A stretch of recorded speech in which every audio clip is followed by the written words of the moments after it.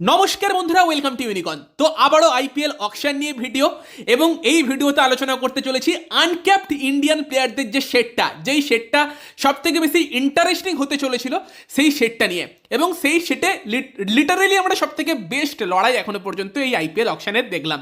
এবং সেখানে কলকাতা নাইট রাইডার্সও ভালো লড়াই করলো, যদিও আমি কেকেআরের অ্যাপ্রোচে খুব খুশি। কেকেআর যে প্লেয়ারগুলোকে টার্গেট করছে, আমি তো একদম ভীষণ হ্যাপি যে প্লেয়ারগুলোকে নিয়ে আলোচনা করেছিলাম। তবে হ্যাঁ, এটা মনে হয়েছে অশোক শর্মা বা সুশান্ত মিশ্রর জন্য কেকেআর মিনিমাম 2 কোটি অবধি যেতে পারতো, দুজনের জন্যই 85 লক্ষ অবধি গেল।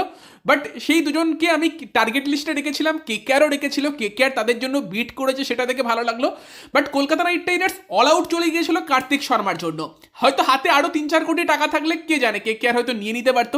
বাট সেটার জন্য হ্যাপি যে কলকাতা নাইট রাইডার্স কার্তিক শর্মাকে অতটা হাইলি রেট করে, এবং রিসেন্টলি যে খবর বেরিয়ে এসেছিল কার্তিক শর্মা কেকেআরের ট্রায়ালও দিয়ে গিয়েছে। তো চলো তোমাদের একবার আপডেট দিয়ে দিই যে এই আনক্যাপড প্লেয়ারদের সেটে কারা কারা বিক্রি হলো। এবং এই জায়গাতেও ভালো লাগছে যে আমাদের প্রেডিকশন মিলেছে, এবং সেখানেই আকিব নবী ফার্স্টে আসে। এবং আকিব নবীর জন্য আমরা লিটারেলি দারুণ একটা বিডিং ওয়ার কিন্তু দেখি, যেখানে কিন্তু দিল্লি ক্যাপিটালস তারা প্রথম থেকেই আকিব নবীকে নেবার জন্য ইন্টারেস্টেড ছিল। এবং ব্যাপারটা হচ্ছে যে যেহেতু দিল্লি ক্যাপিটালস 4 কোটিতে ডেভিড মিলার, বেন ডাকেট পেয়ে গিয়েছে, তাদের কাছে অপশন অনেক বেশি খুলে গিয়েছে। তবে সেই জায়গাতে দিল্লি ক্যাপিটালসের পাশাপাশি কিন্তু হায়দ্রাবাদও ইন্টারেস্ট দেখায়। তারাও মোহাম্মদ সামিকে রিপ্লেস করতে চাইছিল একটা সুইং বোলার দিয়ে। এবং আকিব নবী কিন্তু 8 কোটি 40 লক্ষ টাকায় বিক্রি হয়, দিল্লি ক্যাপিটালস তাকে নেয়। তো সেখানে আকিব নবী প্রথমেই 8 কোটি 40 লক্ষতে বিক্রি হয়। তারপর আসে প্রশান্ত ভীর, চারদিকেও নজর ছিল। ইউপি টি20 লিগে ভালো করার পর ডোমেস্টিকেও ভালো করছে, আন্ডার 23 ট্রফিতে ভালো করেছে। এবং সিএসকে এবং লখনৌ এই প্লেয়ারটার দিকে নজর রাখতে পারে তোমাদের বলেছিলাম। এবং সেই দুটো ফ্র্যাঞ্চাইজিকেই প্রথমে আমরা বিট করতে দেখলাম। বিডিং ওয়ার হলো, 10 কোটি ছাড়িয়ে গেল। যখন লখনৌ সরে গেল, সিএসকে হয়তো ভাবছে যে একটু বেশি দামেই কি আমরা নিতে চলেছি, সেই সময় হয়তো হায়দ্রাবাদে চলে এলো। বাট সিএসকে এর লক্ষ্য ছিল আমাদের এই প্লেয়ারটা চাই, কারণ প্রশান্ত ভীর সেই এক্স্যাক্ট কোয়ালিটি নিয়ে আসে যেটা রবীন্দ্র জাদেজা নিয়ে আসে। তবে জাদেজাকে ছেড়ে প্রশান্ত ভীরকে নেওয়া, সেটা বর্তমান সময়ে দাঁড়িয়ে কিভাবে দেখছো সিএসকে ফ্যানেরা? যে সিএসকে কিন্তু ওই এক্সপিরিয়েন্স প্লেয়ারদের ছেড়ে ইয়ংস্টারদের ওপর ইনভেস্ট করছে। বাট প্রশান্ত ভীরকে যদি না চিনে থাকো, আগে আলোচনা করেছি, বাট ওই এক্স্যাক্ট জাদেজা টাইপেরই কোয়ালিটি নিয়ে আসে, দারুণ ফর্মে আছে। সেই কারণেই তার জন্য এতটা লড়াই সিএসকে করলো।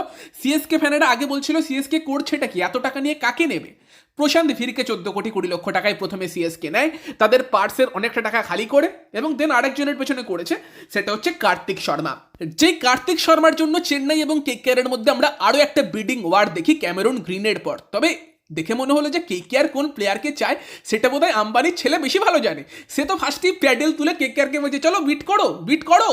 তো কেকেআর আস্তে আস্তে আসে পিকচারে। দেন কলকাতার সঙ্গে কিন্তু চেন্নাই সুপার কিংসের একটা দুরন্ত বিডিং ওয়ার চলে।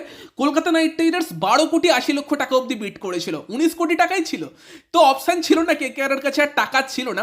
বাট কার্তিক শর্মার টপ ট্যালেন্ট সেটা আমরা জানি, এবং ওই জায়গাতে চেন্নাই যে টাকা বাঁচিয়ে রেখেছিল, সেখানে তারা কিন্তু এই বিডটা জিতে গেল। কার্তিক শর্মার ডেফিনেটলি চেন্নাই সুপার কিংস টিমে কিন্তু মহেন্দ্র সিং ধোনিকে রিপ্লেস করার ক্ষমতা রাখে। হ্যাঁ, এতটাই ট্যালেন্ট তার মধ্যে আছে। বাট কেকেআরও ভাববে ঠিক আছে, এখনো ইয়ং, 2 বছর বাদে মেগা অকশন, যদি ভাগ্য ভালো থাকে আমরা তখনও ট্রাই করতে পারি যদি সে আবার অকশানে আসে। বাট কেকেআর চেষ্টা করেছিল কার্তিক শর্মার জন্য, এটাতে আমি খুশি।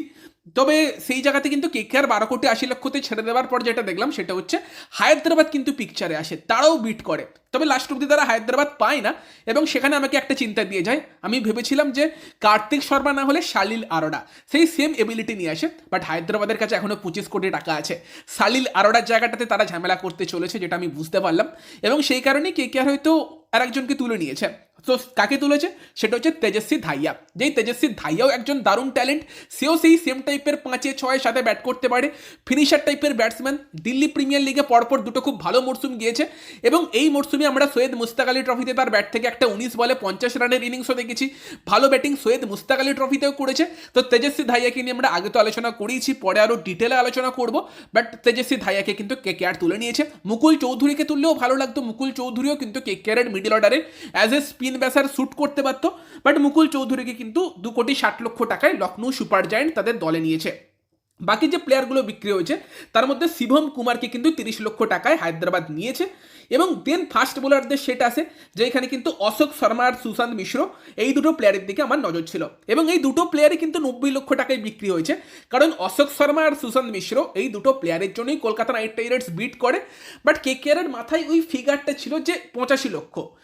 তোমার অভিষেক নায়ারের থট প্রসেসটা আমার অকশন টেবিলে ক্লিয়ার লাগছে, যেভাবে ভেঙ্কি মাইশোরকে সবসময় তার সঙ্গে কথাবার্তা বলছে। বাট ওই 85 লক্ষ ওই ফিগারটাই হয়তো কেকেআরের মাথায় ছিল, দুজনের জন্যই 85 লক্ষ অব্দি বিট করে। বাট দুজনই 90 লক্ষতে বিক্রি হয়। অশোক শর্মা যায় গুজরাটে, সুশান্ত মিশ্র যায় রাজস্থান রয়্যালসে। অশোক শর্মার জন্য তাও ঠিক আছে, বাট আই থিঙ্ক সুশান্ত মিশ্র ভালো কোয়ালিটি নিয়ে আসে, লেফট আর্ম ফাস্ট বোলার, খারাপ হতো না, 2 কোটি অব্দি বিট করতেই পারতো কেকেআর।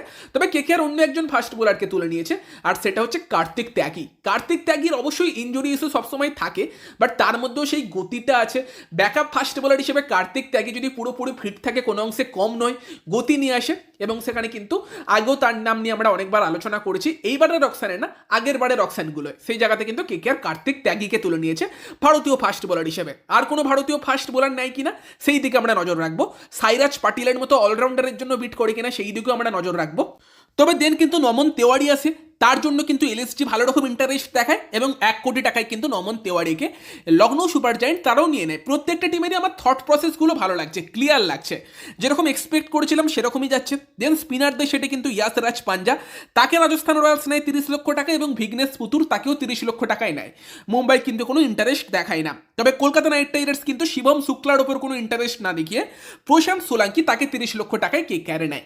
প্রশান্ত সোলাঙ্কির ব্যাপারে একটু কথা বলে নি, তো সে কিন্তু মহারাষ্ট্র থেকে বিলং করে, এবং সম্ভবত অভিষেক নায়ারের পছন্দ সেটা।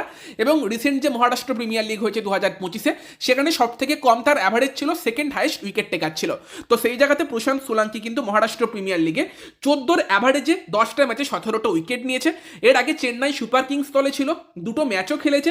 একটা ম্যাচে 4 ওভারে মাত্র 18 রান দিয়েছিল, কোনো উইকেট পায়নি, এবং আরেকটা ম্যাচে 2 ওভারে 20 রান দিলেও 2টো উইকেট পেয়েছিল। 2022-এ কিন্তু 2টো ম্যাচ প্রশান্ত সোলাঙ্কি সিএসকের হয়ে খেলেছিল। প্রপার লেগ স্পিনার, ভালো লেগ স্পিনার। তো বরুণের ব্যাকআপ হিসেবে প্রশান্ত সোলাঙ্কিকেও আমি বেস্ট প্রাইসে মাইন্ড করবো না। এটাও কলকাতার জন্য একটা ভালো ডিলই আমার মনে হয়, যে প্রশান্ত সোলাঙ্কি তাকে কেকেআর তুলে নিয়েছে। বাকি তার ব্যাপারে আমরা দেখো এবার যখন আস্তে আস্তে ভিডিও দেবো আরও ডিটেলে আলোচনা করবো। But I think Kolkata night Riders মোটামুটি ব্যাকআপগুলো মানে সেট করে ফেলেছে। ভারতীয় পেসারের ব্যাকআপ হিসেবে কার্তিক শর্মাকে নিয়ে নিয়েছে, যদিও আরেকটা কোয়ালিটি কেউ এলে আমি খুশি হব। দেন তোমার বরুণের ব্যাকআপ শর্টেড হয়ে গিয়েছে প্রশান্ত সোলাঙ্কির মাধ্যমে, এবং একজন উইকেট কিপার ইন্ডিয়ান ফিনিশার টাইপের ব্যাটসম্যান, যেটা কিন্তু তেজস্বী ধাইয়া কলকাতার জন্য হচ্ছে।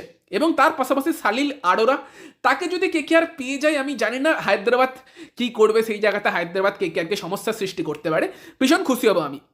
তো মোটামুটি কেকেআরের অকশন খুব ভালো যাচ্ছে। এবার কেকেআরকে পাথি রানার একটা ব্যাকআপ নিতে হবে, জোস ইংলিশের মতো প্লেয়ারকে নাই কিনা সেই দিকে আমরা নজর রাখতে পারি। বাট মোটামুটি কেকেআরের প্ল্যান আমি বলবো এখন অবধি অন পয়েন্ট আছে। বাট হ্যাঁ, সুশান্ত মিশ্রর জন্য আরও 1 কোটি অবধি বিট করলে খুশি হতাম। বাকি তোমরা তোমাদের মতামত জানিও, লাভ ইউ ভেঙ্কি মামা এটা কমেন্টে লিখে যেও, ভালো কাজ করছে। যেমন খারাপ করলে গালাগালি দিই, ভালো করলে ভালোও তো বলতে হবে। তো চলো এই ভিডিওতে এই পর্যন্তই। চ্যানেলে প্রথমবার এলে চ্যানেলটিকে সাবস্ক্রাইব করে তার পাশের বেল আইকনটাকে অন করে দিও। তো চলো গাইস, এই ভিডিওতে এই পর্যন্তই, বাই বাই।